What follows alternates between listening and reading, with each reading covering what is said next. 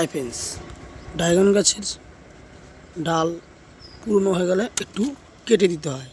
তো আজ কিছু ডাল ছেটে দেবো যাতে আবার নতুন করে পুরনো ডাল বের হয়।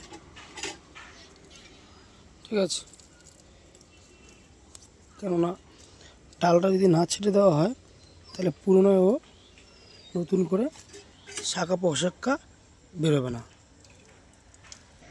এই পুরনো ডালটা ছেটে নিয়ে আসলাম আজ তোমাদের মধ্যে দেখানোর কারণ যে পুরনো ডাল হলে আবার নতুন করে রোপণ করলে আবার এই ডালটা থেকেই ফল বেরোবে। ঠিক আছে, তা যাদের এই বাড়িতে ড্রাগন গাছ আছে তাদেরকেই বলি যে পুরনো ডালটা একটু ছাঁটবে, সেই ডাল থেকে আবার রোপণ করবে, ডাল বেরোবে। যার জন্যই ভিডিওটা আজ এটুখানি।